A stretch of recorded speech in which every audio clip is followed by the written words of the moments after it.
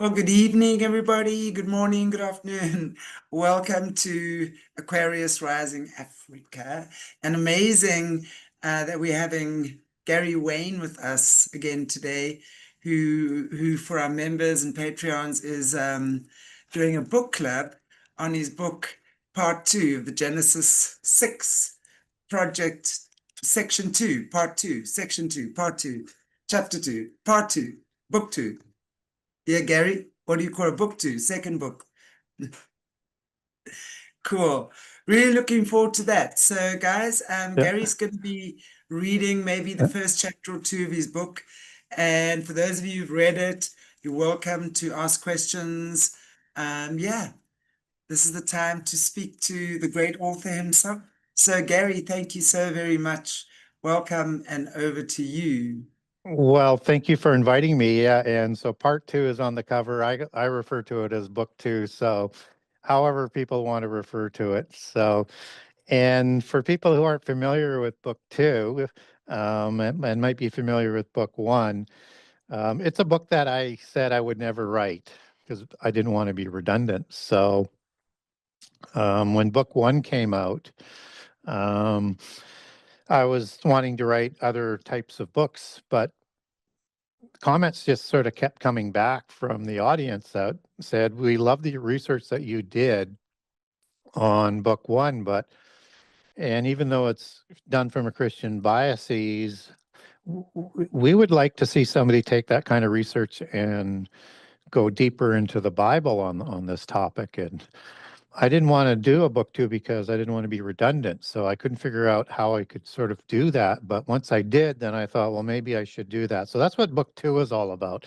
So it's for people who are very familiar with the Bible, and want to go deeper into the Bible. And it's kind of like book one on steroids for Christians. And then if people are familiar with Dr. Heiser's work, it would be Dr. Heiser's work on steroids. So very interesting sort of concept. Wasn't sure how it was going to sort of go over, but absolutely blown away at the response. The book came out about a year and a half ago and continues to do very well, as does book one. And so that's the book that we're going to be talking about. And the title is Genesis 6 Conspiracy Part 2. And the subtitle is How Understanding Prehistory and Giants Helps to Define End Time Prophecy. So it goes from the beginning right to the end and is sort of all encompassing and takes you into areas of the Bible that isn't regularly taught in churches, and vital information for our state of being and what our hidden history is, how we got to where we are in the world, and then where we're going. So that's just a bit sort of introduction to the book.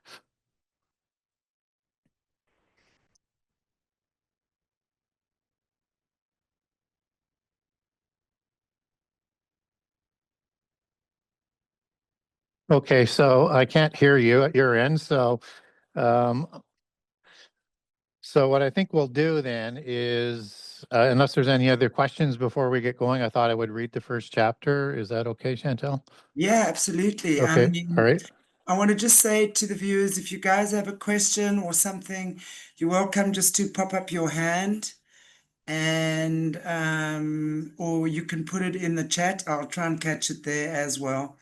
Yeah, Yeah, but please, Gary, go ahead. Thank you. I'm going to put my face yeah. off, otherwise it distracts from you. Oh, that's okay. You can keep your lovely face on the screen. It doesn't bother me. Yeah, so Thank you. it has no. I'm going to stop digging a hole here and get to back to the book. Um, so Thank you, that's Gary. yeah, that's the book for people who are interested. And my other one is the darker one that they might see in the background, like over there. So both are quite large size books, and there is no loose information in the books. So it's information, hopefully told in an interesting way, but it never stops coming at you. So I'm going to start with the section with chapter one, and then if people want to have another chapter, we can go to another one. And in section one, chapter one, the first section is called Angels, Giants, and Demons. So What I'm wanting to do is to ensure that before I move forward with Christians, is I give them a solid basis for what the premise of the book is about. Because the one thing that you learn about Christians is and I love the aspect that there's so many Berean type of people there. They're going to hold you accountable to what's written in the Bible. So I thought, you know what? There's no jumping into this on the second book in terms of just because I've covered material elsewhere. There's no jumping ahead. So let's just set it down and get some of the doubts off the table right away. And as this sort of connects into prehistory to end time prophecy, I wanted to also get on the table the idea and the concept that there's a greater idea to the days of Noah. So that's where I'm going to start with the book. So section 1, angels, giants, and demons. I have a passage that I introduce all of the sections with in each of the chapters, and I chose this one because I can't think of a better verse that would set the environment. It's Deuteronomy 13:13. I'm reading, and in this book versus book 1, in book 2, I'm using the KJV. In the book 1, I was using the NIV. And I wanted the KJV again to take any sort of objections off the table that some Christians might have. So I use all sorts of different Bibles, so it doesn't matter to me which one I use. Deuteronomy 13:13. And the rest of Gilead and all of Bashan, being the kingdom of Og, gave I unto the half tribe of Manasseh all the region of Argob with all Bashan, which was called the land of giants. And so it's an interesting sort of passage that has the Mount Hermon region mentioned in it, and the land of Bashan, which is the Mount Hermon region, and the king Og, the last of the giants, as he's referred to in the KJV. And that word giant's going to have a significant importance as we roll forward into the book in terms of how we understand it and the different variations of the word giant. So, chapter 1, the days of Noah and Lot. And so I begin the chapter with Genesis 9:28, and Noah lived after the flood 350 years. 9:29, and all the days of Noah were 950 years. So the days of Lot, the concept is we need to sort of look at the days of Lot as it shows up in the Olivet course, discourse given by Jesus, is both sides of the flood, 350 years after the flood and 600 years before the flood. During the past few centuries, most churches and clergy began to restrict teaching prehistory and prophecy in a meaningful and interconnected manner with the balance of Scripture. If we are indeed living in the prophetic fig tree generation that Jesus prophesied, then this abandonment may turn out to be the greatest failing of Catholic and Protestant churches alike. The prophetic fig tree allegory identified a specific generation, one that Jesus stated would endure his sequential accounting of signs, events, and tribulations that would all take place in this generation. Indeed, heaven and earth shall pass away, but my words will never pass away. Quote unquote, Matthew 24:35, Mark 13:31, Luke 21:32. I won't read all of the annotations because I annotate all the way through and show you the sources, but on the important ones I will. And one would think the churches and their clergy would teach the doctrine of the last generation before the millennium in a holistic and in-depth manner as conveyed by our Redeemer to the disciples. Yet most contemporary churches do not. Included in the end of days, signs and events, Jesus, the Word of God, whose testimony is the spirit of prophecy, provided the sign of Noah and Lot a secondary and overarching indicator of events and signs that will unfold throughout the fig tree generation. Matthew 24:37. But as the days of Noah were, so shall the coming of the Son of Man be. For as in the days that were before the flood, they were eating and drinking, marrying and giving in marriage, until the day that Noah entered the ark, and knew not until the flood came and took all away. So shall the coming of the Son of Man be. Matthew 24:37-39. Many who study and teach end time prophecy view the days of Noah only as it was described within the text, that people were surprised by the first apocalypse by water, that they did not understand what was going on, and or did not believe the first apocalypse was close or going to happen at all. Thus, the godless people in the days of Noah before the flood carried on as if they did not know or care about the impending catastrophe about to befall them.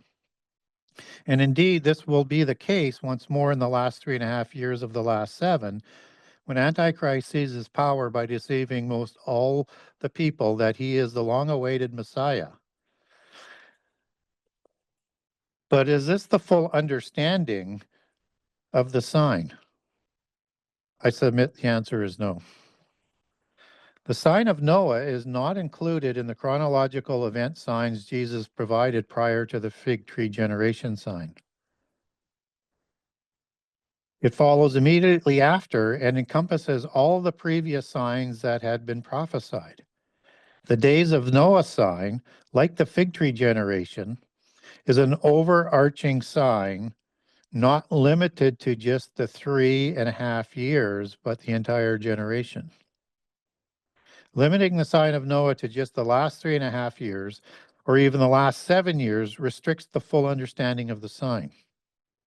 The sign of Noah certainly incorporates an intense denial of those times and the violence thereof when Antichrist will be crowned in the temple.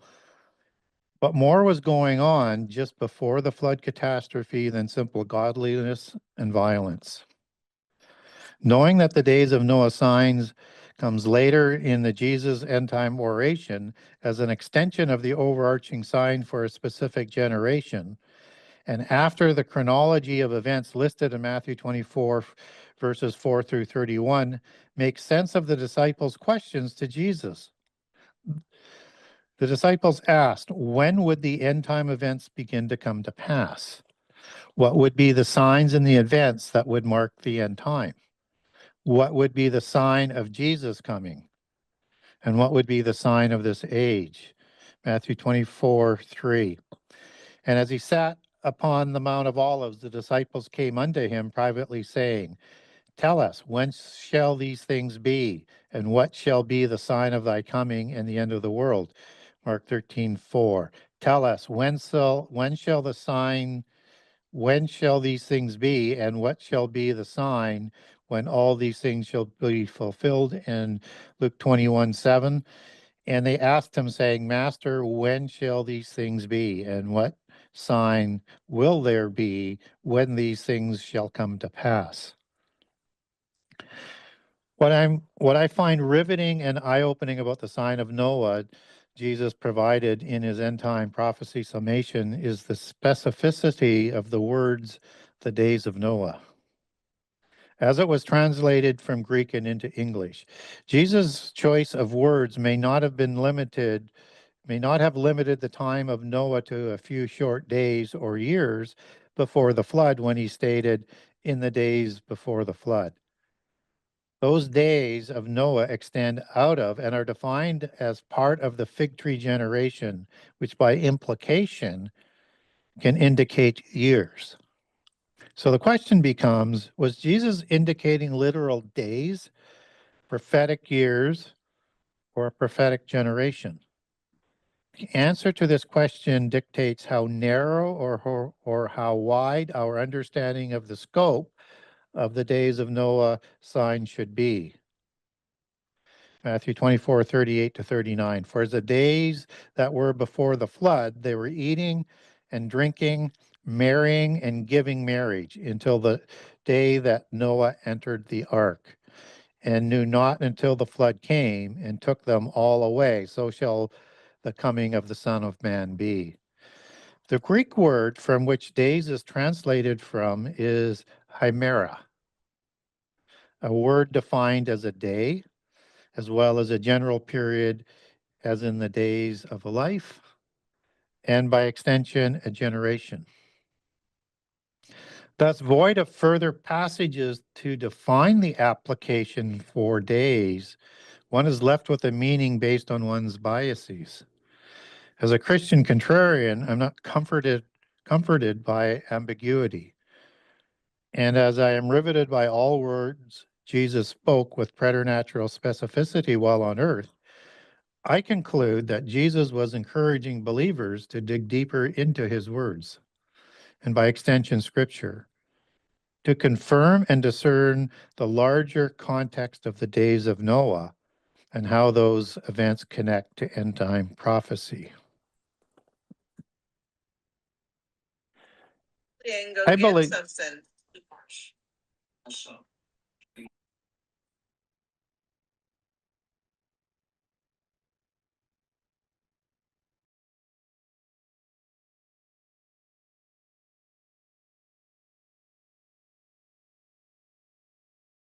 Gary, Can't sorry, hear Gary, I you. think you're on mute. Yeah, you're on mute.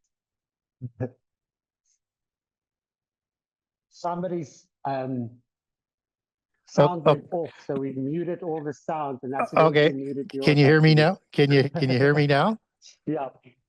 You can hear me now? Okay, good. All right. I'll start back where the muting began. So, continuing, I believe that if one wishes to fully comprehend end time prophecy, one is required to understand prehistory documented throughout the Bible. Biblical prehistory and history provide the answers to prophetic allegory and provide the essential context to the end time prophecy, which is the denouement and resolution to the events that took place in prehistory and throughout our history. I think Jesus was encouraging future believers to learn about those murky events Scripture preserved for us so that we would not be deceived, quote unquote, for there shall arise false Christs and false prophets, and shall show great signs and wonders, insomuch that, if it were possible, they will deceive the very elect. Behold, I have told you before, Matthew 24 to 25.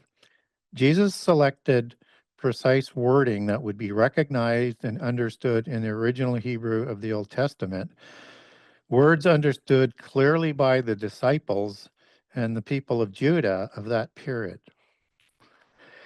and that the sign should be connected to and defined in Genesis 9:29, the verse that introduces this chapter.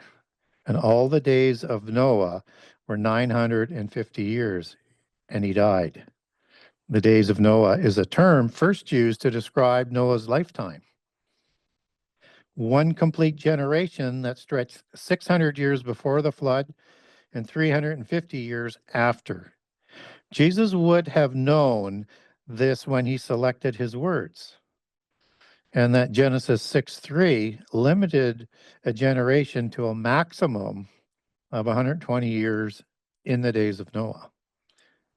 The Hebrew word yom is translated into English as days and is additionally defined as a day, a year, years, general period, and as a lifetime or a generation.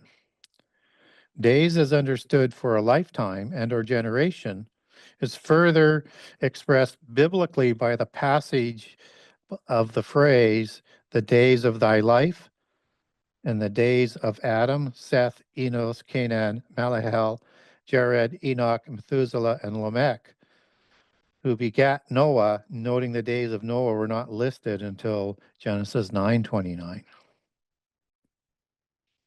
And after the flood. However, Genesis 6:9 did say that Noah, in his generations, was perfect. The New Testament supplied similar examples like the days of Herod in Luke 1:5, the days of Elias, Luke 4:25, the days of David, Acts 7:5, and the notion that the days of Noah sign was specifically penned to reflect a generation, the fig tree generation that will be akin to the days of Noah and its events. Noah's life was bookended by Nephilim and flood narratives, spanned into the Babel narrative, and perhaps the Sodom and Gomorrah narrative with its destruction of fire. In typical biblical modus operandi of providing additional information in later passages, the book of Luke's account for the sign of Noah drafted the same flood analogy and linked the sign to the time of Noah's destruction and Lot's escape. Luke's accounting connected the sign analogy to the end-time destruction of fire with Sodom's destruction of fire. The inference then is that the events and the destruction by water in the time of the Nephilim giants in Genesis 6:1-4 and the destruction of Sodom provide additional details important to discerning the events that will occur in the fig tree generation. To this end, one deduces that the saints ought to inquire and learn about important events before the flood, at Babel, and the crimes committed at Sodom as part of the days of Noah's sign to help comprehend end-time prophecy and its preternatural events. Luke 17:26-30. And it was in the days of Noah, so as it was in the days of Noah, so shall it be in the days of the Son of Man. Likewise, also as it was in the days of Lot, they did eat, they drank, they bought, they sold, they planted, they builded. But the same day that Lot went out of Sodom, it rained fire and brimstone from heaven and destroyed them all. Even thus it shall be in the day when the Son of Man is revealed. Linking the Sodom and Gomorrah destruction with its violence, corruption, and sexual violations as a cognate analogy to the sign of Noah indicates that similar Sodom-type sins were going on before the flood. It follows that within the usual cognizant dissonance that many Christians experience when they read Genesis 6:1-4 rests additional shocking sexual sins, violence, all forms of abhorrent behavior, and a brutal state-sponsored polytheism that has purposely been hidden from Christians. Important context that relates to the balance of the flood narrative, scriptural history, and to the end time events prophesied by Jesus. Genesis 6:11-12. The earth was so corrupt for God, the earth was filled with violence. And God looked upon the earth, and behold, it was corrupt, for all flesh had corrupted his way upon the earth. In fact, I'm obliged to point out that the creation of the giants documented in Genesis 6:1-4 was sandwiched between the birth of Noah and his sons, Genesis 5:32. The evil and violence that occurred thereafter, and Noah's commission to build the ark, Genesis 6:5-16. The creation of the antediluvian giants by the sons of God and consequential information was written purposefully into the introduction to the flood story as important context to fully understand the flood narrative and end time events. Similarly, the Rephaim giants documented as roaming the earth shortly after the flood were documented in Genesis 14's War of Giants and Genesis 15's accounting of people dwelling in the covenant land just before the destruction of Sodom and Gomorrah. Rephaim giants are central to the subject of this tome. We will investigate the subsequent in the subsequent chapters their connections to the beast empires and to end time prophecy. To complete the premise that Jesus indeed was referring to the days of Noah as a generation, and that believers were encouraged to learn about the events and the sins committed in the generation of Noah, one requires additional scriptural support. And in typical scriptural modus operandi, there is such support. 2 Peter 2 verses 4 through 9 instructs that God did more than just bring about the first apocalypse by water upon the disbelieving and violent, ungodly humans. Quote, God spared not the angels that sinned, but cast them down to hell and delivered them into chains of darkness to be reserved for judgment. Further, 2 Peter 2, 4 through 5 instructs that God did not spare the old world, but did save Noah as part of the 8 who were righteous, and that God brought the flood on the ungodly humans and the giants. Second Peter 2 thereafter immediately connected the events in the days of Noah and the flood to the post-Diluvian events, the destruction by fire and brimstone to Sodom and Gomorrah and the cities of the plain, where the sins akin to what occurred before the flood also occurred. Thus God made these post-Diluvian cities an example to the ungodly, but also delivered the righteous Lot and members of his family as an example for those unjust unto the day of judgment to be punished in the wrath of the God of the end time. Just as Jesus in Luke cited the generation of Noah, Jesus connected that period after the flood to the post-Diluvian events and similar crimes committed at Sodom and the days of Lot with Sodom's destruction as the complete overarching sign of the days of Noah for the fig tree generation. Accordingly, 2 Peter 2 verses 4 through 9 expanded the discernment of Jesus' sign of Noah and Lot to include fallen angelic sins by the sons of God and the sins of their spurious offspring, the Nephilim giants, as examples to discern the end time, and that God will once more save the righteous from the wrath bowls poured out in the last 3.5 years.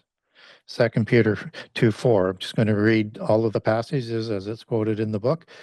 For if God spared not the angels that sinned, but cast them down to hell and delivered them into chains of darkness to be reserved unto judgment, and spared not the old world, but saved Noah, the 8th person, a preacher of righteousness, bringing in the flood upon the world of the ungodly, and turning the cities of Sodom and Gomorrah into ashes, condemned them with an overthrow, making them an ensample unto those that after should live ungodly, and delivered just Lot, vexed with the filthy conversation of the wicked.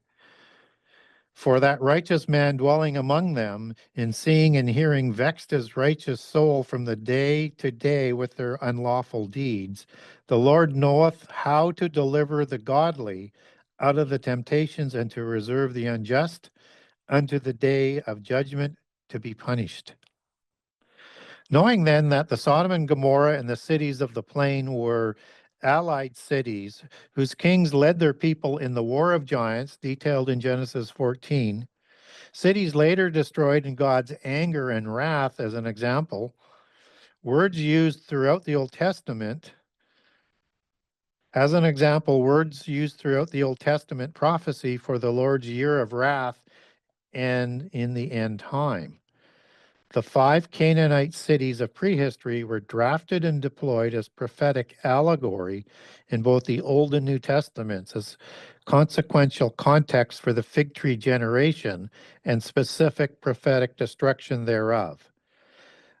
Thus Sodom, Gomorrah, and the other cities of the plain were described as exceedingly wicked and sinners before God, just as Jesus warned that the people of the fig tree generation will become increasingly godless, akin to the increasing sorrows and birth pangs that will grow stronger throughout the generation, culminating with God's wrath bowls being poured out.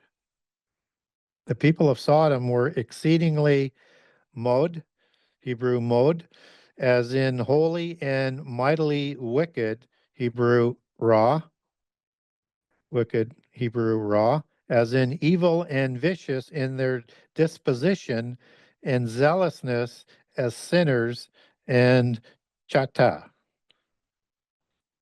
meaning a criminal and offender, like the fallen angels.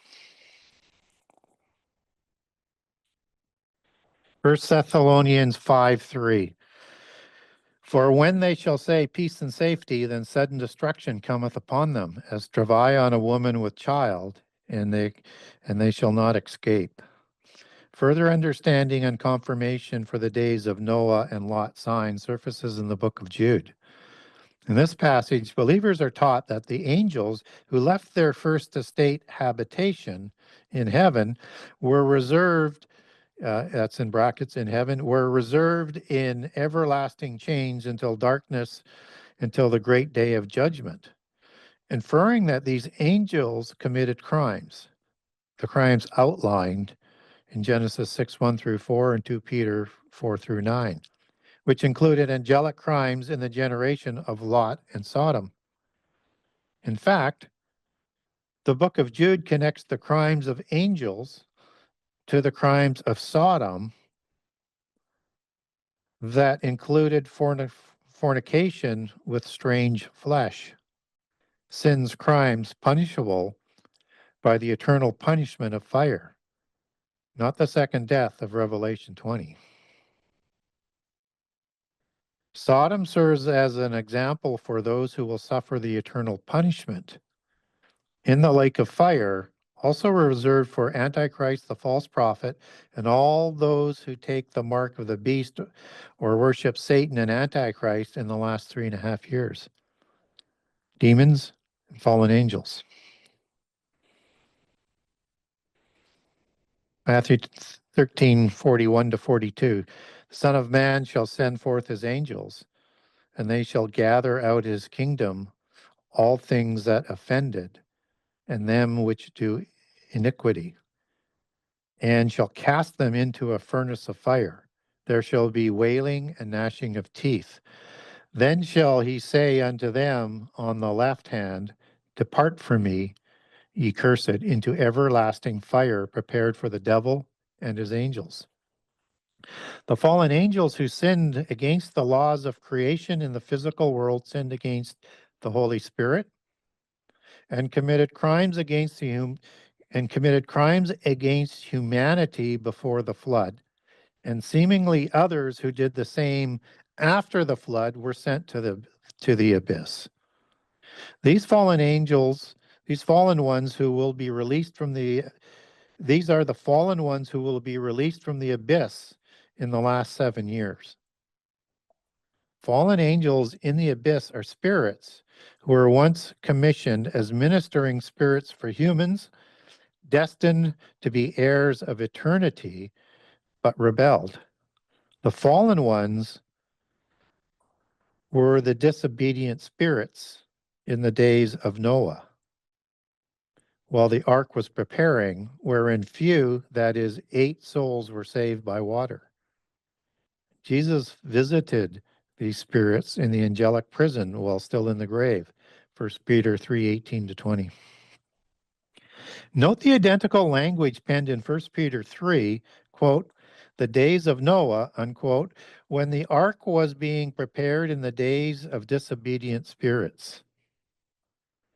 This is the same wording Jesus utilized in the sign of Noah, which by implication connects the crimes of angels recorded in Genesis 6:1 through 4 as requisite context for the sign of Noah. This period of building the ark was 100 years, calculated by noting that Noah's sons were begat to him beginning when he was 500 years old, and that Noah entered the ark when he was 600 years old. And that Shem was documented as 100 years old when, and then begat Arphaxad 2 years after the flood. Noah's commission was not 120 years, as many suggest, but 100 years. The 120 years documented in Genesis 6:3 was the length of life permitted going forward by newborns, as supported by the diminishing length of life documented after the flood. Hence, the days of Noah could date to 100 years, excuse me, hence the days of Noah could date to 100 years when the ark was being prepared, or a generation of 120 years, or a generation of 70 years, or a generation of 40 years, as quoted in Psalms 90:10 and Numbers 32:13 for those other generational years. Any of these could be the count for the maximum length of years for the fig tree generation, guided by what the sign might be that would start the countdown. Hebrews 11:7. By faith, Noah was being warned of God of things not seen as yet, moved with fear, prepared an ark to the saving of his house, by the which he condemned the world and became heir of the righteousness which is by faith. Jesus, as Noah, just as Noah was warned of things not seen as yet, quote unquote, and quote again, and became the heir of righteousness by faith, unquote, Christians as inheritors of the world to come by faith were warned of things not yet seen and advised by our Redeemer to consider the trials, tribulations, and events of Noah to help discern and prepare for the terror that is coming. This book will investigate the days of Noah, the Nephilim, and the Rephaim in the spirit of the psalmist. Psalms 77:5. I have considered the days of old, the years of ancient times. That ends chapter 1.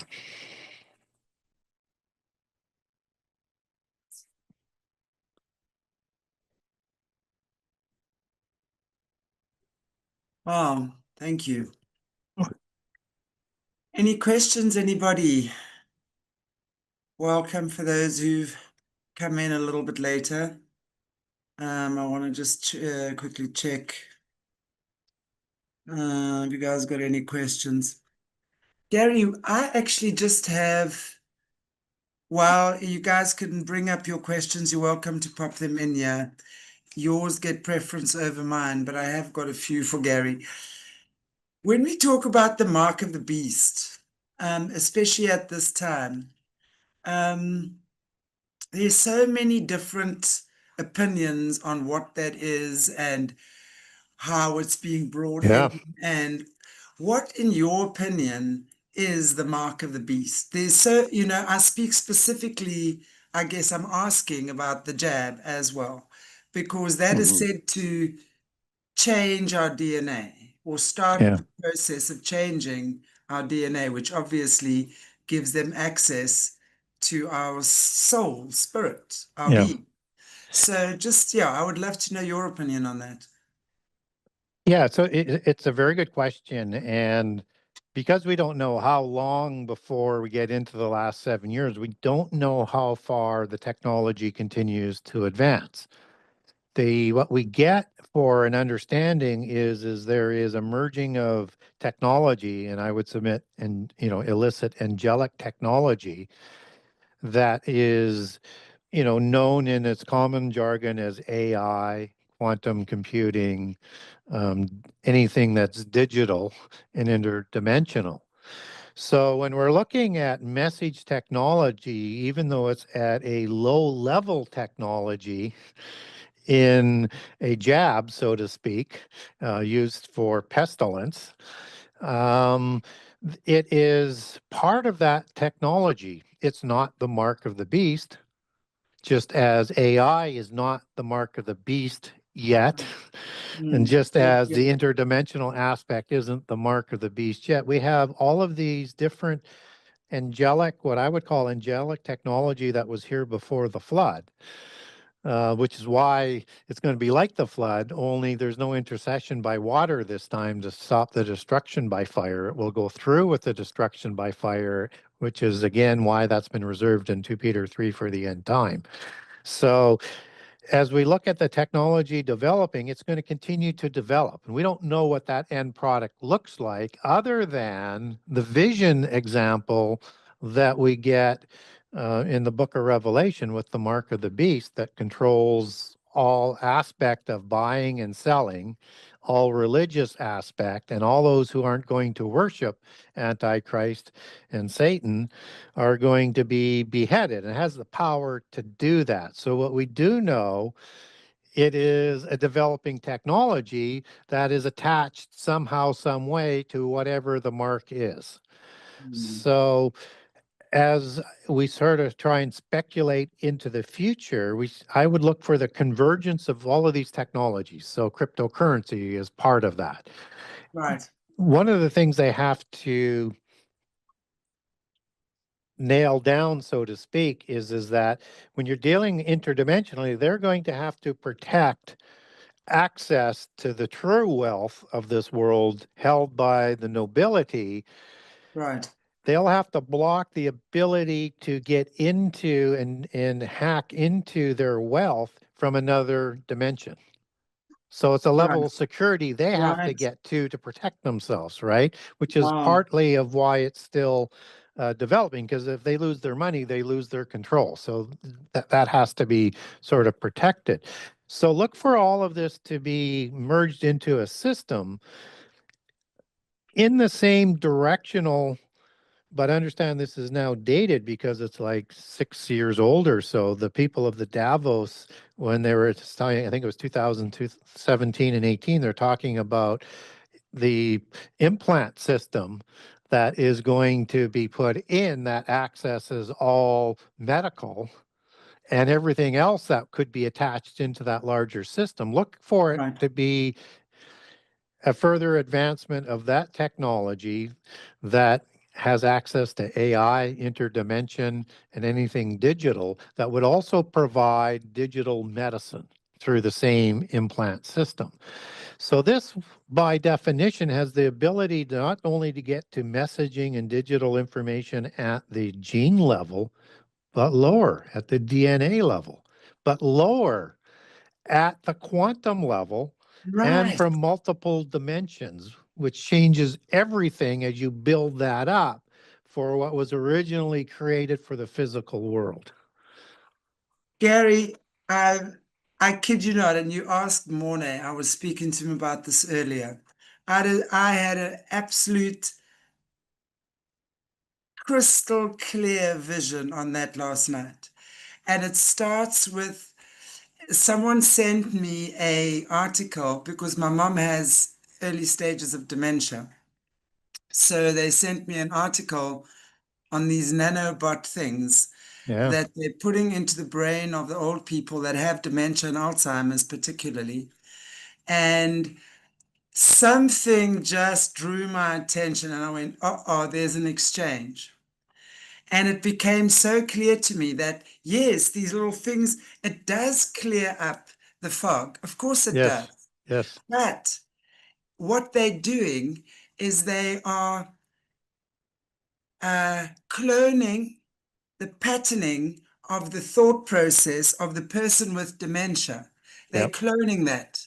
And then what they're doing is they're releasing it into labs, but not physical.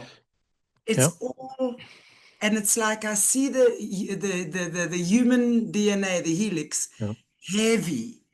So they're loading the patterning of the DNA with these clone patterns of the old people, like dementia, Alzheimer's. Now, guys, you can think I'm crazy. I don't really care.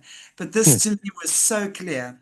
And that's why that is how it gets into the DNA of the people, because it makes them compliant.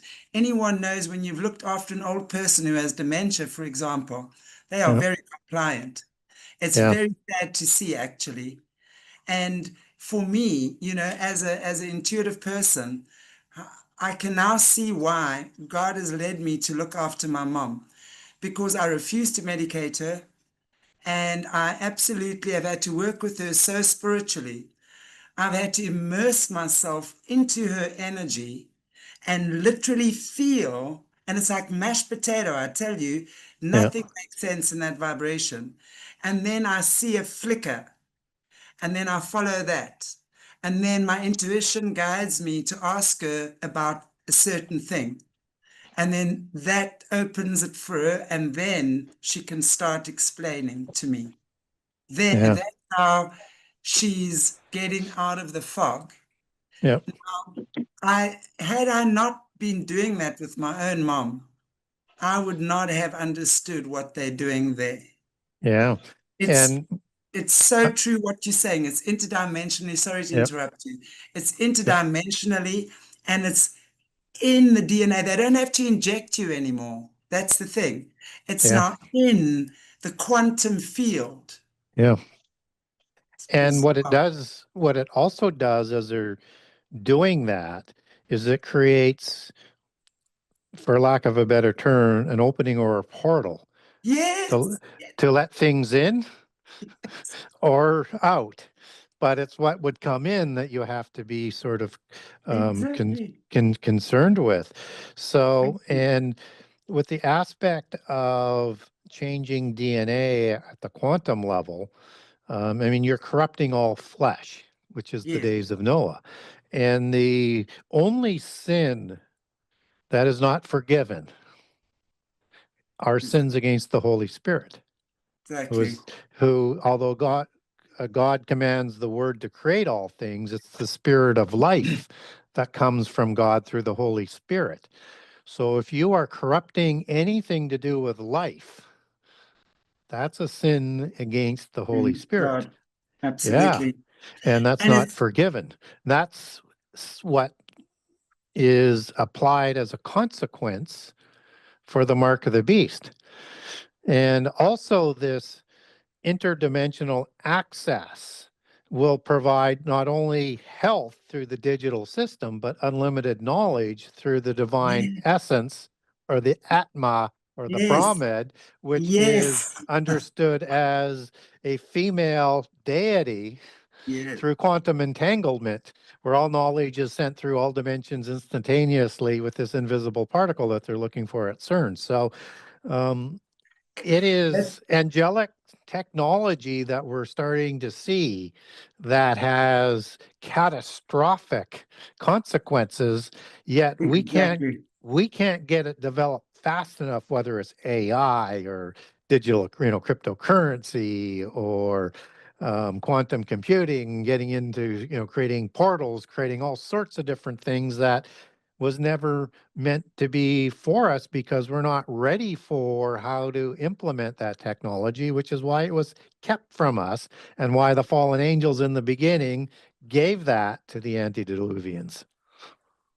It's interesting you mentioned the portals, because that was something else that I actually saw as well. It's like the old person sitting here, and there's like a portal that's created, and I still have to decipher this. I've got to go through the process of deciphering exactly what that means. But the old person, they need to keep them alive, because now that they're more coherent, right, they're using them as a battery. So the portals are created for those to suck off their energy. So it makes me wonder about these celebrities that are always looking so young. It's not adrenochrome anymore. That's the thing. It's not adrenochrome anymore. It's this techno, and this is the it's angelic. gone way beyond that. Yes. This is angelic technology, and it's not a jab. Yep. It's all frequency. It's a frequency war. Yep. This is what it is. And this is why I always say we have to maintain our frequency. It's all Yes. about love. Love, So, love, love. yep. So how we understand this going forward is from the direction we know it needs to go in. Mm. We should not get caught at various levels of saying, aha, this is the mark of the beast, because that will not be fully implemented and in effect until Antichrist comes to power. But expect Babylon to establish a system before that that looks like the beast system, but it's not the mark of the beast yet. This technology mark of the beast, it's a diversion. It's a psyop. They're Yeah. taking us, they're using that as a psyop to take Yes. us away from the real stuff, which is our hardcore Yep. Yep. energy. Yeah. Wow. Yeah. I Wow. mean, it is technology, but it's there for a different purpose. Yes, absolutely.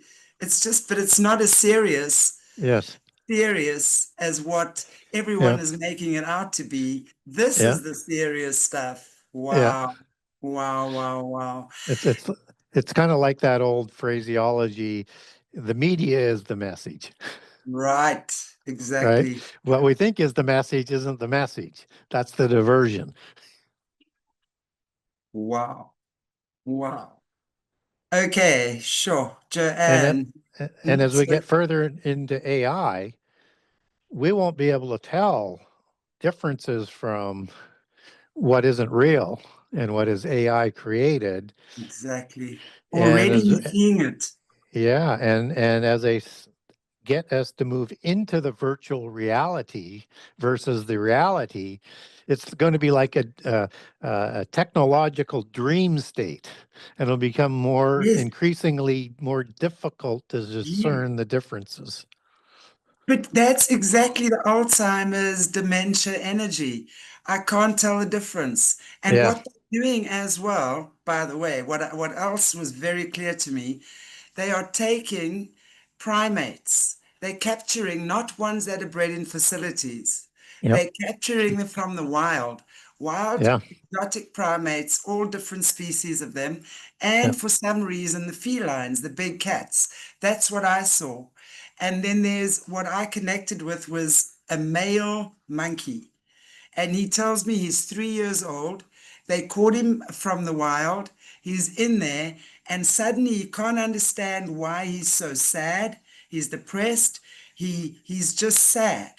So these frequencies of people that have dementia and Alzheimer's are what they are using because it makes us sad, depressed, angry, confused, rage-filled outbursts. Think about how the old people in those um, conditions behave. They yeah, are very erratic. This is freaky, man. yeah. And one wonders with those types of diseases and what they have the ability to do. Are they like places for demons to rest in? Of course they are. Yeah, And you know, you speak to, and again, I mean, I've told the story before. A guy, Caleb Jade, who I was yeah, interviewing for quite a while, he's ex-mage, yeah, and he talks about how the psych wards and the prisons especially, and I now say the old age homes as well, after yeah, what I saw yesterday, are the yeah, main places that because what they do, they will then use crystals, right? And yeah, they extract the soul, put it in the yeah, crystal, use it for their magic. And then yeah, these people in the psych wards then have schizophrenia, which is not schizophrenia, as yeah, Jerry Marzinski, you guys have been watching Jerry Marzinski, it's entities that have literally yeah, taken over the body. The voices in there yes, are yep, entities. yep, And then they use they've got to keep them alive because they're batteries. So yes. they use these guys as batteries. That's what they're doing. They're using everyone as a battery Yeah, in it's kind of some like it's kind of like the part of the Matrix allegory. totally. Yeah. Seeing it playing itself out in real time, aren't we? Yeah.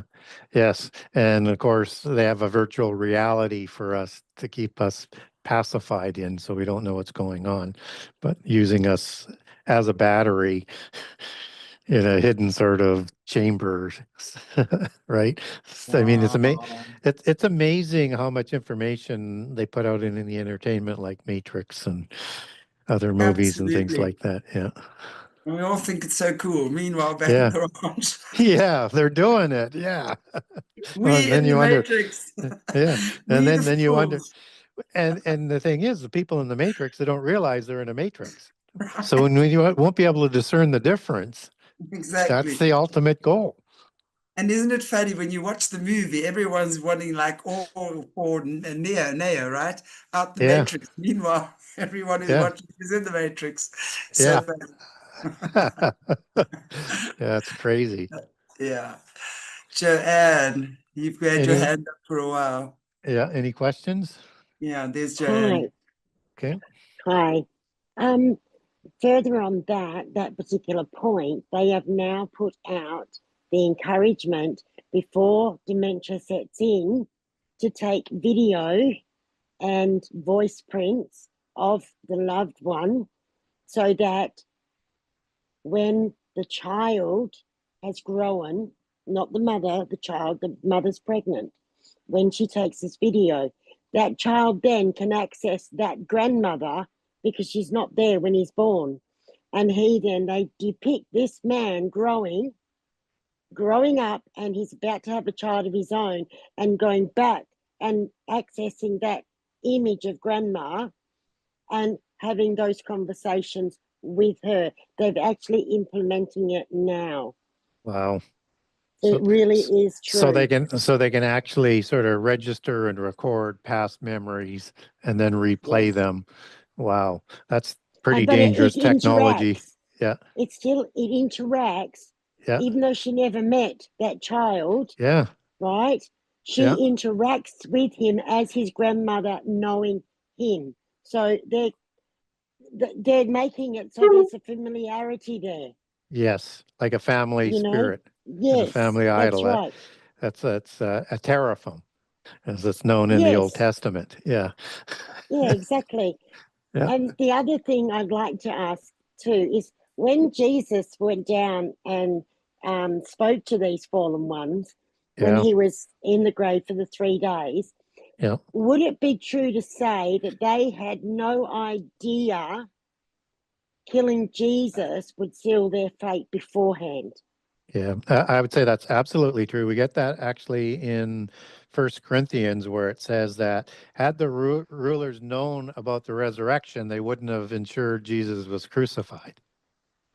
That's what I Right? thought. Thank you. Yeah, and that, and usually I say because it's a bit of an explanation. When Jesus is in the grave and he's talking to the spirits, I usually would say something like, and my speculation is he's telling them that their rebellion is officially over. And when he rises on the Sunday, their fate is sealed to the lake of fire.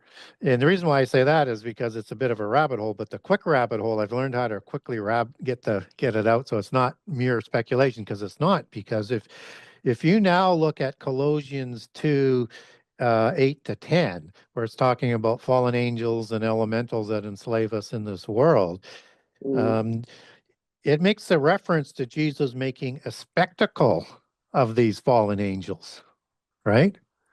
Now Right. link it. Now, if you say, "Oh, let's move that now over to what Paul is saying in um, Ephesians 4:8 and through about verses 10, where he parades these spirits out. The captives of the captivity, I think, is the weird language. And then you realize he is quoting directly out of Psalm 68. And if you read all of Psalm 68, you get the whole story to 1 Peter 3, to Colossians 2, 8, and Ephesians 4, 8 through 10. And Jesus is actually parading them in a spectacle out to Mount Hermon, and they're pronouncing judgment on those fallen spirits before sending them back. So it's not speculation of what he's doing. It's a completion to the process that he started in Matthew 16 when he announced his church at the foot of Mount Hermon at the gateway of Hades, that not even the gates of Hades are going to be able to overcome the church that he is establishing with the disciples. So it just comes sort of full circle. That is wonderful. Thank you so much. You're quite welcome. Thank you.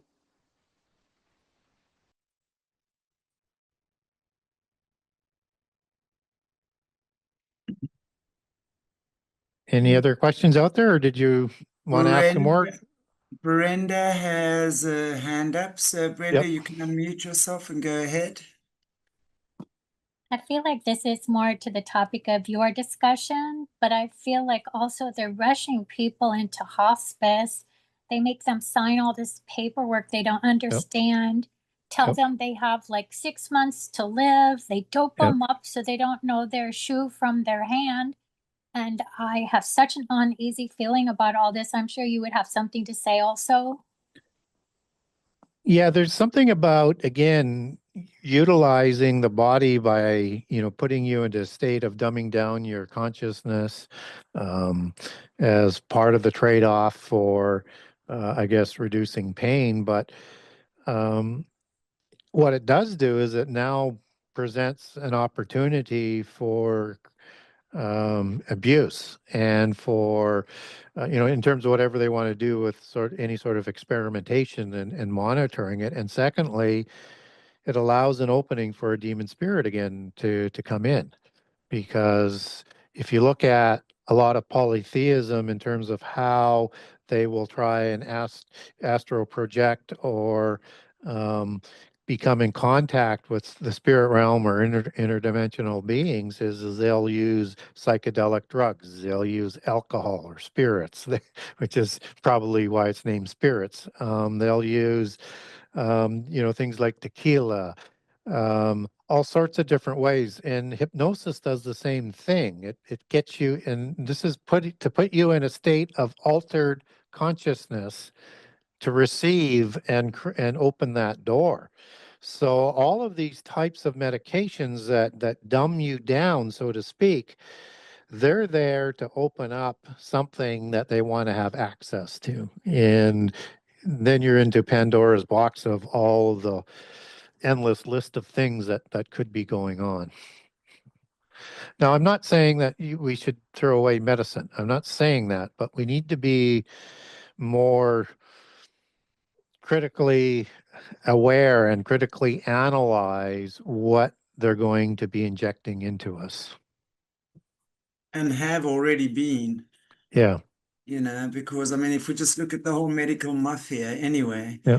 if you look at the mental health Yeah. industry and how they're controlling that with just, our conversations with Jerry Marzinski on mental health and the side effects of most of the side effects of suicide. It's okay, take it, you might commit suicide, but that's fine. Yeah. Anyway, I just think, the more we reclaim our spiritual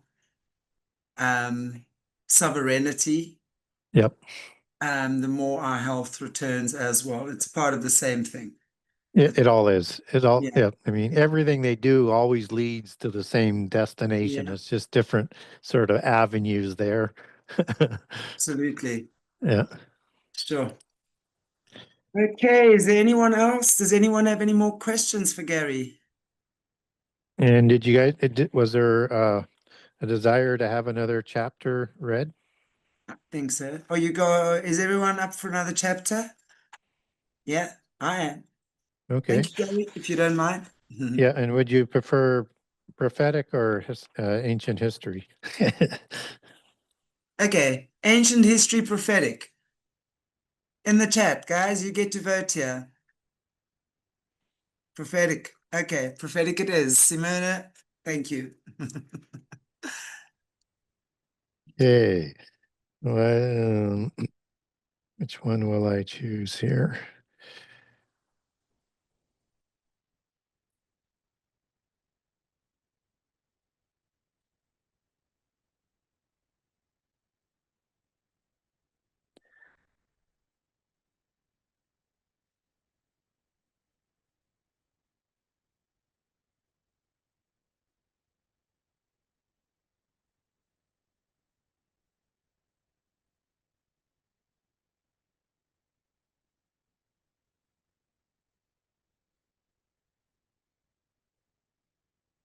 So, going to do chapter 63, and it's called The First Woe, Scorpion Creatures. Mm. Mm. So that should be interesting for Very. this. I'm looking forward. Yeah. Chapter 63 opens with the passages from Revelation 9 for the sort of the premise of the chapter. In Revelation 9:1, and the fifth angel sounded, and I saw a star fall from heaven unto the earth, and to him was given the key of the bottomless pit. And he opened the bottomless pit, and there arose a smoke out of the pit as the smoke of a great furnace. And the sun and the air were darkened by reason of the smoke of the pit. Verse 3, and there came out of the smoke locusts upon the earth, and unto them was given power as the scorpions of the earth have power. So that's a kind of one of the most popular passages in prophecy that people speculate on quite a bit. So the scorpion creatures that scurry out of the abyss prison in Revelation 9 precede the 200 million man locust war. The scorpion monsters are interrelated, yet distinct from the locust army. The scorpion-like monsters are the first of the three dreadful woes in the days, years of the seven trumpets. The 200 million locust war is not the second woe. The scorpion monsters, also called locusts, will be released before the midpoint of the last 7 years. Unlocking the abyss prison with a key infers the release of an impassioned fallen angels, unlikely by a loyal angel, but perhaps by a fallen, not imprisoned angel, and or perhaps Azazel or Satan. The abyss prison release may be connected to the Gog War via the prophetic allegory embedded into the Gog War. One might anticipate that demon spirits will be released and will be providing dwelling places for their spirits as an oiketerion. The release may explain how illicit angelic technology is developed or completed to produce the chimera-like war creatures in Revelation 9. One deduces knowledge is already being developed with the aid of demons and fallen angels, not sent to the abyss prison in preparation. The locust war of Joel 1 and 2, Ezekiel 38 to 39, and Revelation 9, 13 to 21, seemingly emanates from the first woe with the scorpion-like monster release. Scorpion monsters will be given power as the scorpions of the earth have power. As an authority over mankind and government, a potentate, strength, and or is the degraded angelic order of powers. The scorpion monsters are an angelic locust army by the inference of the prophetic allegory, a rebellious army, host, Hebrew Saba, and Saboth, as we see that come through in the Greek. I just added that in, of destroyers led by Abaddon Apollyon, the destroyer angel. However, the scorpion-like monsters are commanded not to hurt the vegetation of the earth, unlike the locust army that follows and destroys a third of the earth's vegetation. The scorpion-like angelic monsters will sting like scorpions and torment those who do not have God's seal on their foreheads for 5 months. Quote unquote scorpions is translated in the New Testament from Greek scorpios as a lobster-like or crab-like creature with a venomous sting in its tail.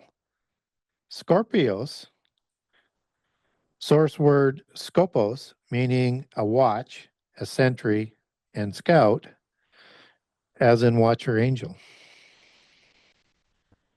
Scorpio in the Greek and the Roman mythology was a god of war and a god of Hades, god of Tartarus, of the underworld Sheol.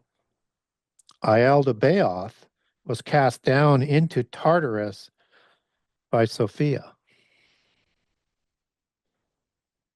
Just as Azazel, leader of the rebellious host in First Enoch, is the leader of the abyss watchers, whom the scriptures entitle Abaddon in Hebrew and Apollyon in Greek, those stung by the scorpion-like tails and seek death for 5 months, but will not find it. The locust army of scorpion watchers will appear like the horses prepared for war. They will wear crowns of gold, reflecting their ancient authority, have faces like chariots rushing into battle, and will have tails with stingers like scorpions. These beasts are led by Abaddon Apollyon as their king. In my way of reckoning this mercurial prophecy, the scorpion-like beasts with human faces will be either degraded watcher angels or some form of angelic destroyers within the rebellious hierarchy, akin to the early Philistine spoilers. In Sumer, and one thing I'll just stop. There's going to be things that because we're deep into the book here. All of these concepts that I'm talking about, whether or not it's spoilers or other terms, they'll have been explained earlier on in the book. So in the Sumerian zodiac, Scorpio derives from Sumerian Akrabu, meaning scorpion man. In the Old Testament, scorpion is translated into English from Hebrew akrab and akrab, and is additionally translated in its plural format, akrabim, the scorpion ones. Moreover, scorpion men or creatures were recorded as Akraba Bulamalu in Babylonian, Assyrian, and Akkadian mythology, and alternatively known as the Gerta Bali and the Gerta Balulu. And the Gerta Balu are thought by some researchers to be a compounded word, gur-tab, meaning scorpion, and ulu, which means untamed man. Tiamat, the serpentine parent goddess, created the first generation of parent gods. She also created the scorpion gods for battle. Scorpion gods were documented in several myths, including the Enuma Elish, the Babylonian version of the Epic of Gilgamesh, the legends of Idzubar, and were depicted on several Assyrian reliefs and in Tandalos.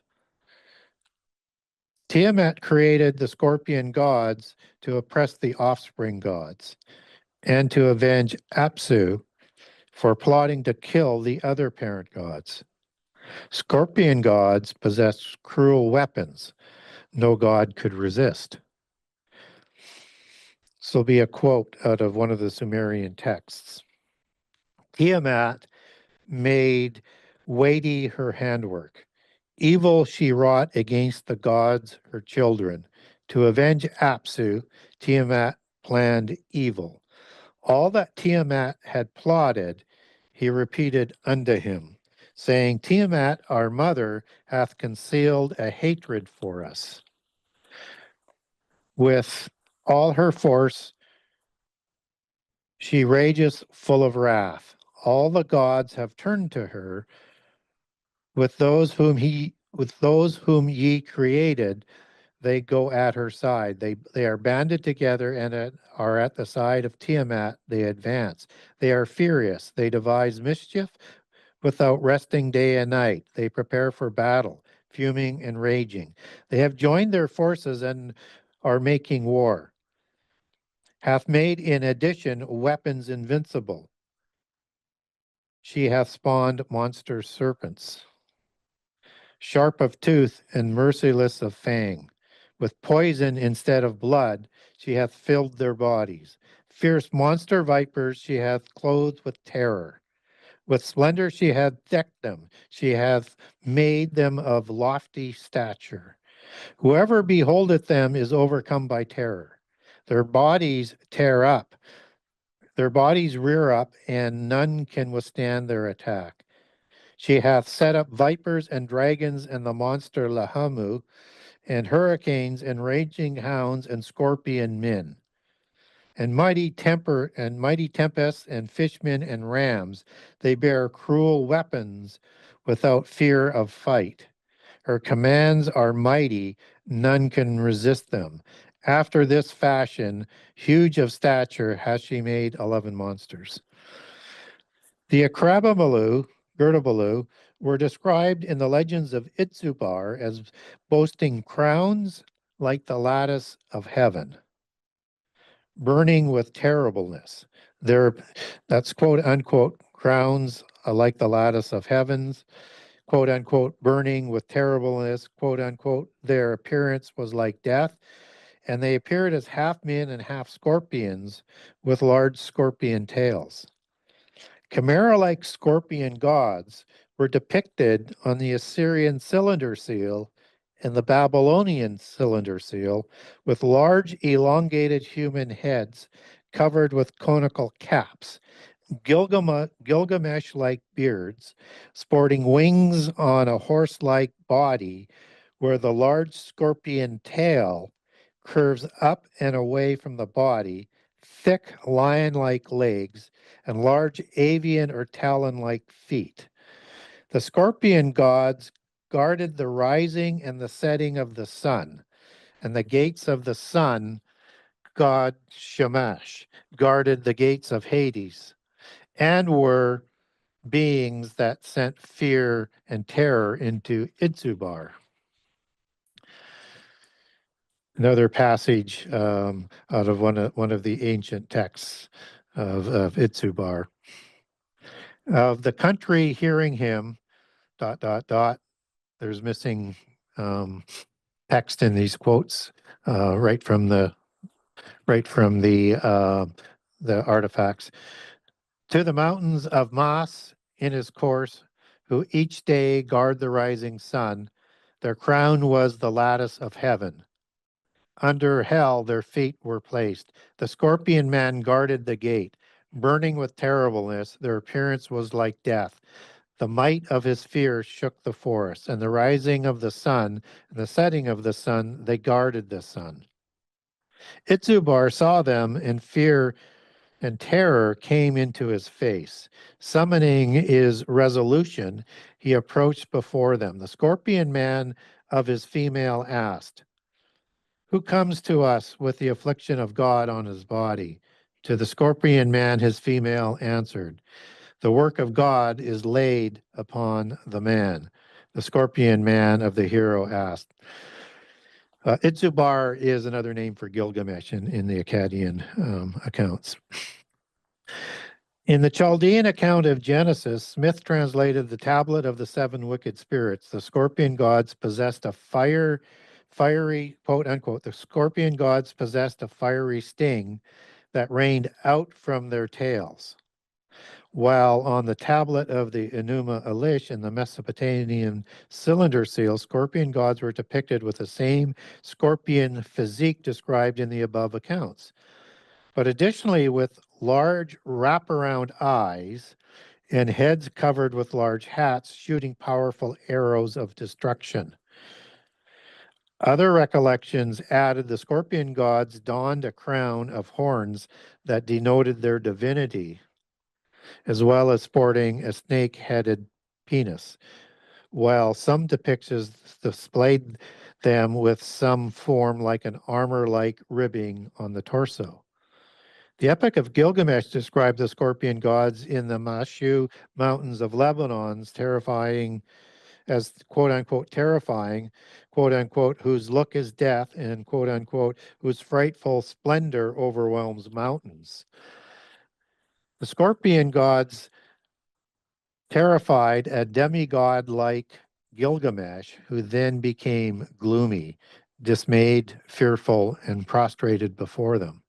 The Akrabamalu were guardians for Shamash's temple, his mountain, the gates to Hades, quote unquote, who speak, reach the banks of heaven, whose breast reaches down into the underworld. The scorpion men keep watch at its gate, unquote. The gate of Hades is located at the foot of Mount Hermon in the cedar forest and reigned over by King Hababa of the Gilgamesh Idzubar epics. Akrabamalu were watchers in the epic of Gilgamesh for the gates of Shamash at Mount Mashu and the entrance to the land of darkness, the underworld. Scorpion creatures opened and closed doors for Shamash as he traveled from the underworld each day and returning at night. As such, the Akrabamalu were connected to the Nephilim of the Sheol. Nephilim versus Nephilim. Nephilim, as I explained in the first half, are fallen ones, as in to fall, Nephal, versus Nephilim, which is a derivative word, so people aren't confusing this. Nephilim of Sheol, where the pit prison is located, and the same beings depicted in Revelation 9, 7 through 11. One deduces that Gilgamesh Idzubar's post-Diluvian encounter with the scorpion monsters occurs before the offspring gods like Baal were sent to the abyss. Two incursions of giants and scorpion creatures' creations, one before the flood and one after, may explain why similar but distinct differences appear amongst the scorpion creatures depicted on reliefs, although one of the three said types cited was a man-faced Anunnaki/cherub and not a scorpion monster. Hence, two slightly different depictions may indicate two incursions or two creatures. Perhaps scorpion creatures are degraded watchers like cherubim, and akin to degraded seraphim, satyr goat gods. One muses of the cherubim are the I'll say that again. One muses that the cherubim are the Cherubalamu or in the Akrabamalu. Cherubs are known in the ancient world as protectors wielding flaming swords, commissioned to guard the gates of Eden with flaming swords, and depicted as guarding palaces and temple entrances in the Middle East, just as cherubim watchers encircled God's throne. Tiamat was a parent creator goddess of the gods, as was Sophia, Gaia, and others before the flood. Idzubar/Gilgamesh were post-Diluvian giants. One resolves the polytheist conundrum by reckoning two incursions of giants, that the post-Diluvian Gilgamesh inherited the hero title and stories in the epics because there are also antediluvian Gilgameshes. Gilgamesh is in the Enochian Book of Giants, mentioned the panic-stricken accounts of the giants regarding the imminent flood catastrophe. It follows that the offspring mother goddess also succeeded antediluvian goddesses like Tiamat, just as the offspring goddess Isis was associated with the scorpions, and that Isis was renowned as a scorpion goddess who employed 7 scorpion creatures to protect her. Named Tephan, Mastraf, Betet, Chetet, Metat, Etet, and Bethan. Moreover, Egyptians recorded Ankit as a name of a monstrous scorpion, and Anuab, the scorpion that stung and killed the god Horus. As such, post-Diluvian degraded cherubim were also sent to the abyss along with Baal and Isis. According to Aztec legend, Such scorpion gods were called Tzimtzimi, Tzitzimitl, and as recorded in the Aztec Codex, the Codex Megalliabiciano, the Codex Tudela, and the Codex Borgia, these scorpion gods were the offspring of the parent goddess Sitalinuku. The Sitamitimi possessed arms and trails of scorpions. They were further described with large round eyes, sporting long disheveled black hair on skeletal heads, human faces, sharp talons and feet, and a scorpion tail and a snake head tail, noting the Codex Tudela shows fire or poison being emitted from the tail, as well as a rib chest armor. The Tzitimi means dangerous beings. It ate humans and were classified as preternatural gods / stars, once regarded as fallen ones, Nephilim, after they were cast out of / fell from heaven for their destruction and sacrilege against their other gods. Aztec scorpion gods were an order of degraded fallen angels, akin to the degraded satyr watchers, and were likely degraded cherubim.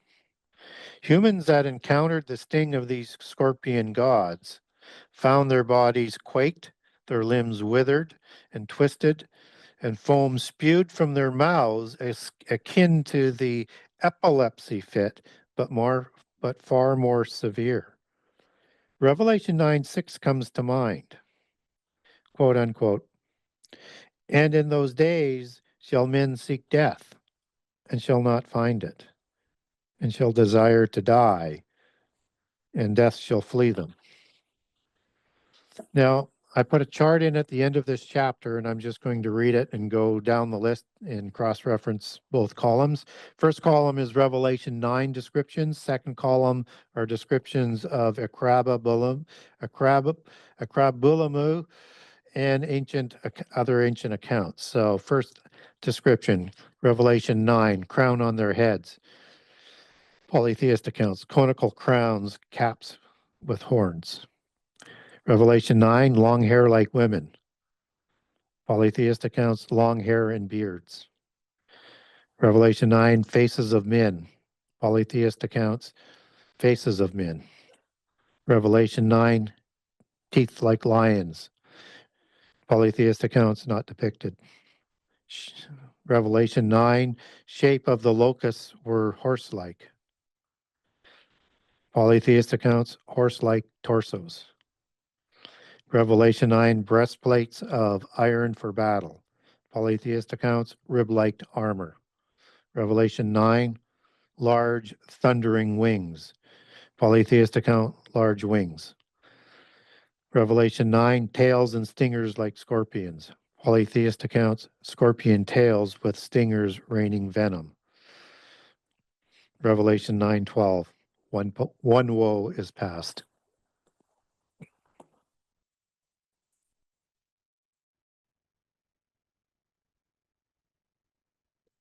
So what's interesting is, as we look at what comes out of the pit prison in Revelation 9, we have polytheist accounts of either gods that they created as is their allegory, or they're just part of the rebellious hierarchy.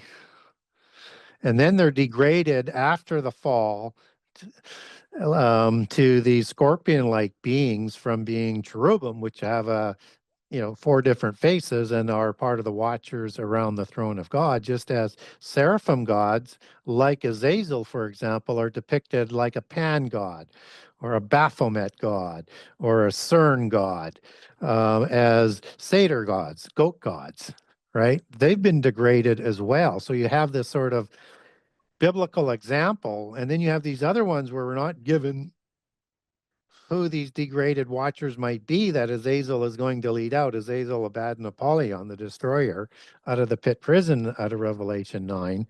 But yet we have cherubims that are watchers as well, that we are given descriptions are, and then they're connected in polytheism as being those warrior type of angelic beings to kill the parent gods.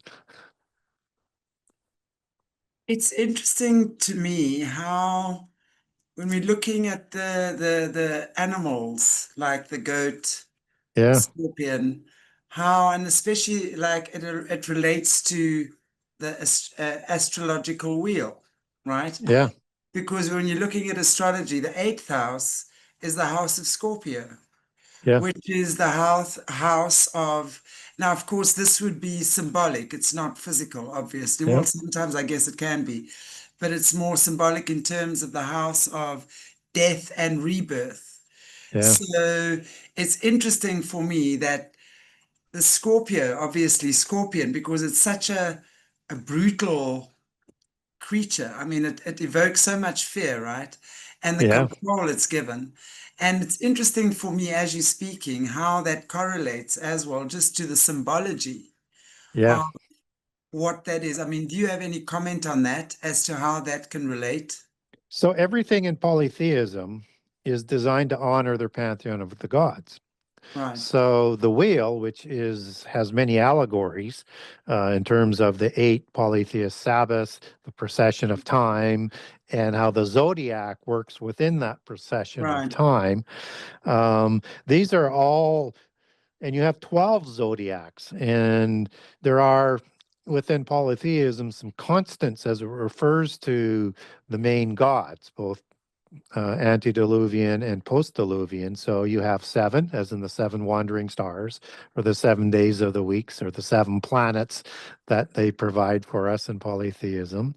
You have also 12 as a common number. 12 is the common number of the original parent gods. So you would have like 12 parent gods with Kronos and Gaia's regime, and then when Zeus takes over, there are 12 Olympian gods afterwards. So it's part of right, that standard. There's in Gnosticism with Sophia creating the 12 archons. So one deduces when we're looking at these constellations and zodiacs, these are related to the 12 main archons that worked with Satan, in the rebellion. So we have, like I say, we don't have to understand all of the imagery and allegories. We just need to understand that everything in polytheism is designed to honor their pantheon of gods, and stars, as part of the constellations that these are taken from. yes, Stars is an allegory for an angel in the Bible, both in the New Testament and the Old Testament. And so the host of heaven are the stars, right? So when you have right, that Hebrew word Saba, which is Hebrew for an army of angels with rank and order, there's a rebellious Saba, host of heaven, that we're told not to worship in the Bible. So, and of course, that zodiac comes out of the celestial procession of those rebellious stars in heaven, right? It just, everything is full yeah, circle, so to speak, because that word even circuit is designed to show their pilgrimages in a circle. So that's where we get like a right, judge's circuit from, or a priest circuit, right, but it was more for going to certain sites right, in the circle. The wheel is, you have the wheel of the Aztecs. This is a common imagery, and it's part of the religion of the giants. This is a significant piece of the worship of the giants and demigods as they become worship as gods, and right, with the demon spirits. So let's say you have at the foot of Mount Hermon on the Golan Heights, there's a location called Gilgal Raphaim, means the wheel of the giants or the wheel of the spirits, depending on how you want yes, to translate Rapha. That was one of the major worship sites in the circuit of worship sites of the giants, both before and after the flood, because Gilgal Raphaim goes back to well before the flood, to like 3100 to 3400 BC. Guess when? In the time of giants. And then you look right, at and it had like 100 dolmens or portals. It's all part of that religion. You look at circular megaliths that were done before the flood, like Stonehenge. This circle aspect with portals or dolmens, a dolmen is like two pillars of stone like this with a crossover one. Those are understood as dolmen, that's a portal. Right. And so anything you see in that circular manner is part of that ancient religion that was before the flood that I call Enochian mysticism. Polytheism would call it Zoroastrianism, both before and after the flood, because it crosses the flood. You have that wheel that's a depiction of the Atlantean continent with canals and stuff.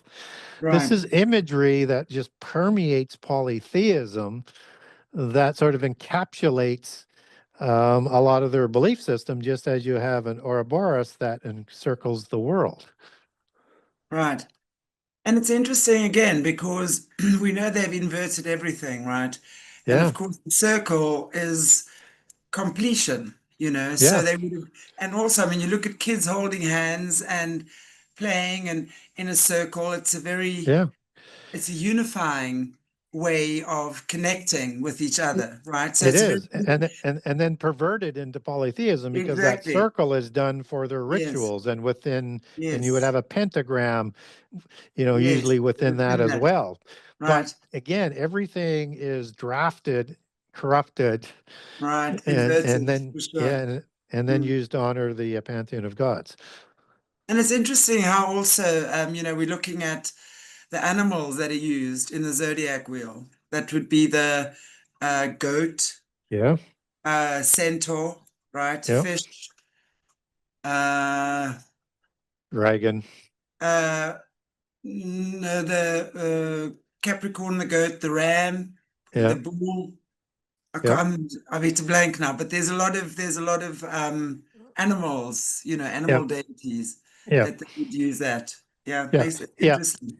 and slightly different in different parts of the world. So like in the Yeah. Eastern Chinese one, you would have the dragon in there, Yes, the right? dragons, and then Yeah. So, but the they're all different. representing Yeah, rebellious watchers no, I and get that. powers. Yeah. Yeah, So, and we don't get all of the descriptions of what all of the various orders of angels look like. So, I mean, we know what a seraphim looks like with a serpent face and dragon wings. And we got four faces on a cherubim, right? You got a lion, you have a bull, you have a dark hair, dark beard, human face, you have a bird face, um, right, and and if I didn't get them all, so bull, human, bird, good.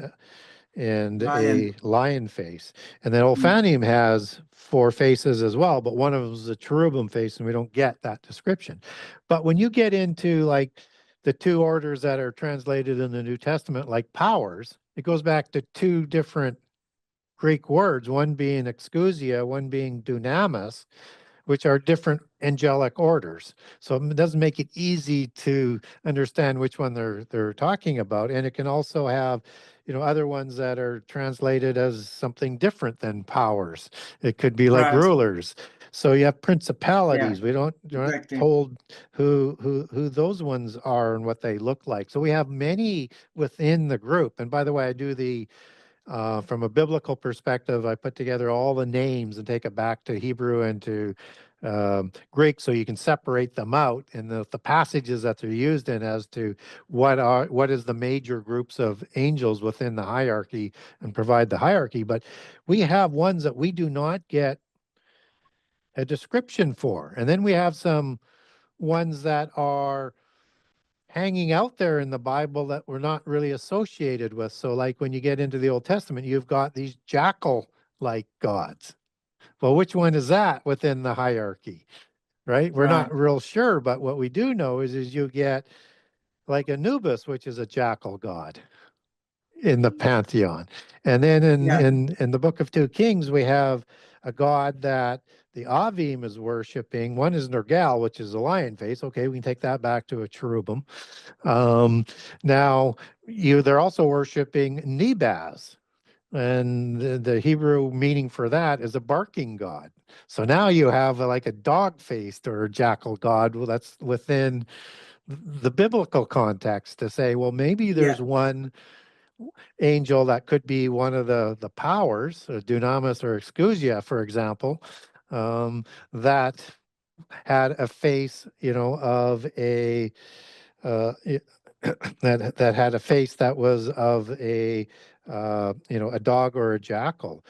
And what you also get in one of the very interesting Pistis Sophia Gospels, I think it's in chapter 121, is you have these rulers, these angels in this pit prison, in this dungeon.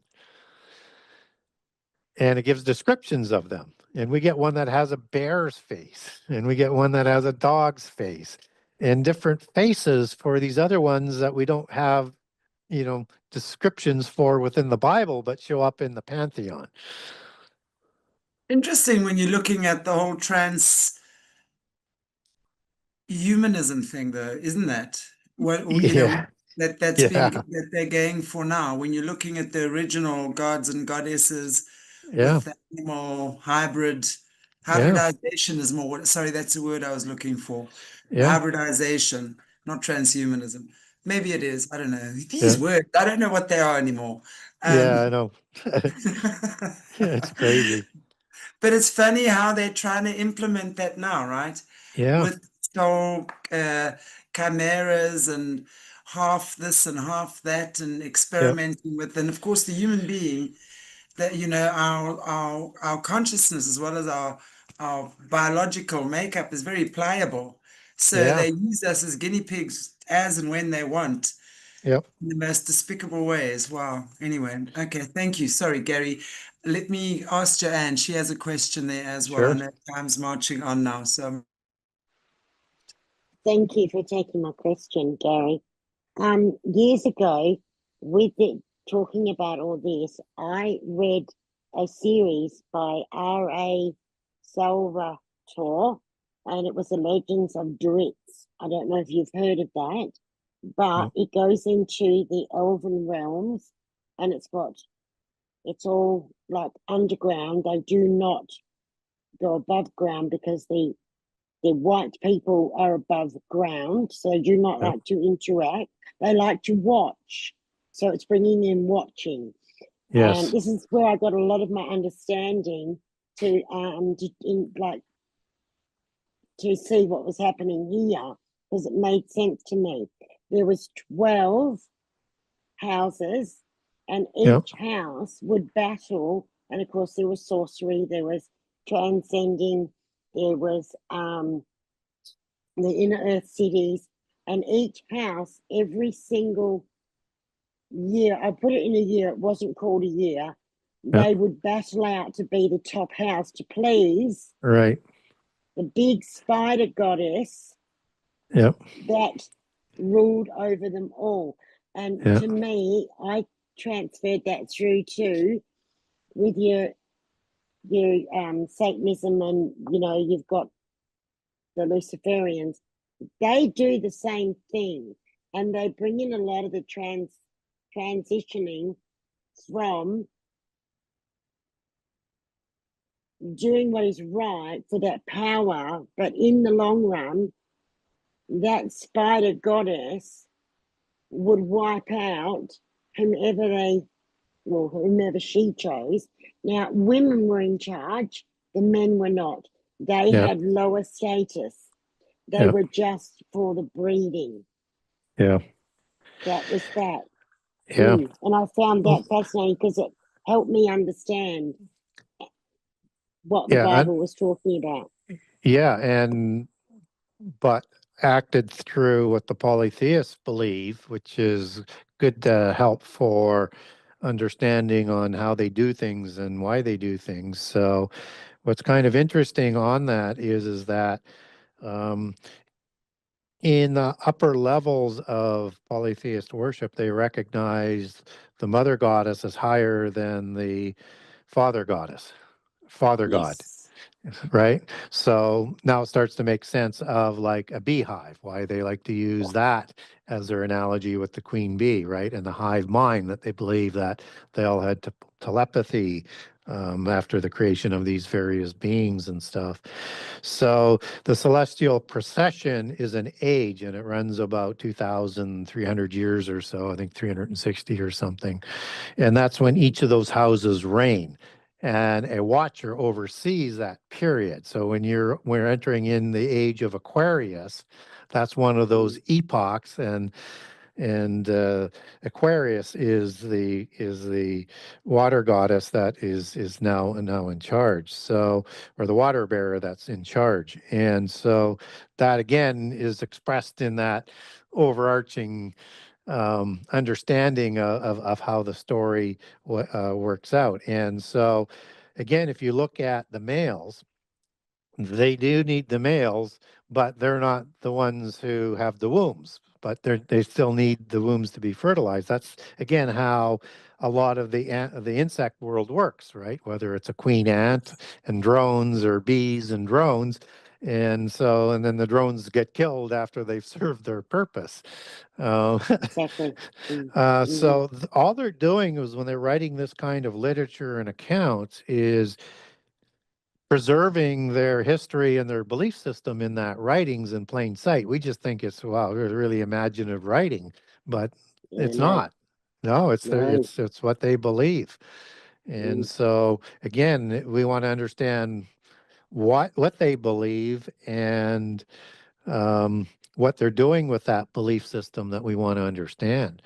And of course, now you have this, okay, if you have different watchers that are ruling, I mean, there's going to be a biases for, the aspect of that watcher in each of those reigns, right? And so in the time, of Taurus, which is, the time of a lot of things that happens in the Old Testament, you get lots of things associated with the bull, and beings associated with the bull. Now, are those sort of made up, or are they some sort of chimera type of being, or some sort of offspring by that watcher who passed on that DNA, that we don't have all the different descriptions of who these watchers are? But 12 is that constant, and that's the same as the zodiac, and they rule over everything, and our future and everything that happens on the earth is in control of the watchers. So when you get into the watchers in, let's say, the Sumerian tradition, you'll hear the term Anunnaki and Agigi, and they're associated as the same. And Anunnaki are depicted on reliefs, one with a human head with black hair and black beard, two wings, and doing this ceremony around this symbol of tree of life or technology or something. But you get a duplicate picture on different reliefs, which now has the same stocky like beings, the same wings, the same ritual, only they have bird faces. These are a cherubim, as they take one of their faces when they take a physical realm, just two different physical manifestations, right? So that's why when you see like a sphinx, it can be, or a cherub with the animal body that would represent that watcher, you could see it depicted as a lion's head, or a human's head, as in the sphinx in Egypt, or a bull's head, or a gargoyle, which is, people think that's some sort of demon. No, that's just a bird-faced cherubim that they're trying to depict there. And so those are the four different faces of the cherubim. And the Gigi goes back to the Sumer word Igi, which means an eye, as in to watch. And so these Anunnaki were watchers, and their offspring were called watchers as well. And then when we get to the word watcher in the Bible, we get watcher that shows up in Daniel 4 times, and it's the Hebrew word air, which means to watch, as in a watcher angel. And now, they're talking about the same beings. Yes. And there's four groups of watchers that surround the throne. So now things start to come together. That was wonderful. Thank you so much. Thank you.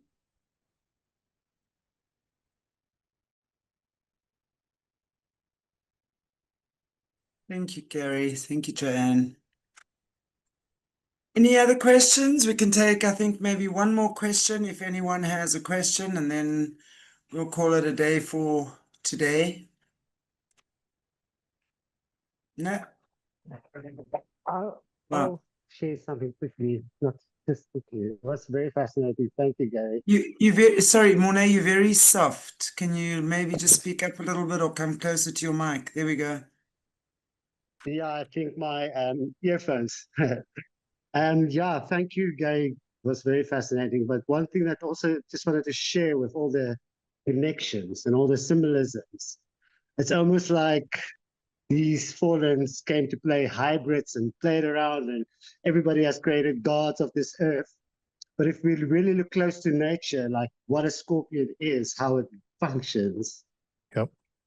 for me, it really it's like they have to speak God's language in the sense for us to fall for them. But it's fascinating how everything.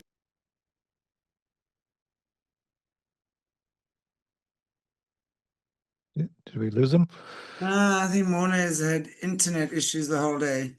Yeah, I think what he was probably saying is that, and I can't obviously speak verbatim, but Yep, I'm yep. assuming, is he was drawing a parallel with how scorpions operate within nature, and Yep. how these guys no doubt have cloned that Yeah. operation and turned it into something that is completely negative and using it against Yep. us. Because I Yep. think fundamentally nature is beautiful, but yeah, it's what they do with it, right? Well, And and they've been corrupting the physical world yes, from the beginning, whenever the beginning is, whether or not you want it just, after Eden, before yeah, Genesis, however old the world is, they have been cycling through yeah. corruptions of the world, just as we're told in Genesis 6 in the time of the flood that all flesh was corrupted. And it's so true because they've come down, as we know, with all God's technology, not technology, Yes, secrets, knowledge, yes, yes, awareness, consciousness.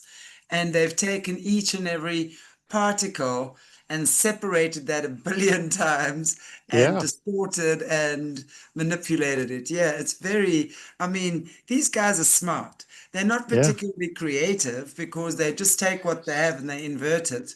So, But mm, give you an interesting sort of irony or a sense of humor, depending on how you would want to look at it. So, when we look at chimera as being grafting of multiple parts of animals into one being, yeah, right? We see King Hababa of the Cedar Forest in the Epic of Gilgamesh. He's a chimera. He's he's a giant, a special giant called the Terrible One, but he's chimera with all of his different parts to him. And so this seems to be almost an irony that when you have, and as my theory goes, is that seraphim are degraded to satyr chimera type gods, a degraded god. And cherubim are degraded to these scorpion akrabamalu type gods. And as the descriptions I read out of the chapter was all these chimera pieces to them of different sort of right. animals that is no longer what the original nature was. They Yeah, seem to so have true. been they seem to have been degraded as part of a consequence or punishment for the corruption of the flesh that they ignited Yes, within the world. It's kind of like an eye for an eye. So your punishment until you go to the lake of fire is you're going to look like this because that's part of what you did. That's part of your right. crimes. Yeah, almost like a karma, cause and Yeah, effect, right? yeah, Because that's yeah, really all it is cause and effect. So yeah, that which you've consumed now consumes you. That's how yeah, these things work. Wow. yeah, And 10 times so much more, right? Wow. yeah, Sure. yeah. And and what I did was I picked those two chapters. I mean, it just shows you how we want to understand where we are today and where we're going. from the view that nothing is new under the sun. What was will be again. And the understanding of this only brings grief and sorrow. We get that out of Ecclesiastes 1, and these things cycle. And we're back into probably the last big cycle as that angelic technology is ramping up. So I picked a prophetic one and an overarching sign for the chapter so that we can better understand the larger context of why we're here and what the end time is all about. And even though we can't imagine everything that the technology and other things are going to bring, we can start to understand it a little bit better and hopefully communicate things to people that saying, hey, look, Yeah. the reason why we're here is we're actually the resolution to the angelic rebellion. This is the Yes. final act, and it's going to get Yes. messy. Absolutely. They've already been convicted, but this is how things have to play out through free choice. Absolutely. I so agree with that. And it's about being aware and conscious. Yes. Thank you, Gary. I so appreciate your time with us this evening. And I want to just say thank you to everybody that has joined us as well. And Gary, I really hope you'll be joining us for another book club in future. I've I will. Yep. really enjoyed this. So I will be in touch with you again so we I can had I had to brush up on my oral reading skills. Actually, I didn't, but I think I need to. So hopefully, No, your reading is excellent. There's like one uh, or two words. I mean, I thought to myself, I don't know how you even finding half of that word. I think I might have skipped it. there's a little bit of humor. What I try and do is just get through the word without getting my tongue muscles into a knot and not being able to talk after that. But You can try your best. Doesn't yeah, always work though, right? yeah, you're exactly right. So Some words just are not meant for the English tongue. no, not for my tongue, anyways. So Gary, thank you so much. And Mornay, yeah. thank you as well. And each and every one of you here this evening, I appreciate you. Is there anything else, Gary, you would just like to close off with before we end our book club today? 2 No, hours. Thank you. no. If people want to know a little bit more about book 1 and book 2, is go to my website, genesis6conspiracy.com, the number 6conspiracy.com. I think the table of contents in both books will grab your attention. And then I have a generous excerpt of each chapter that's in each of the books on the website.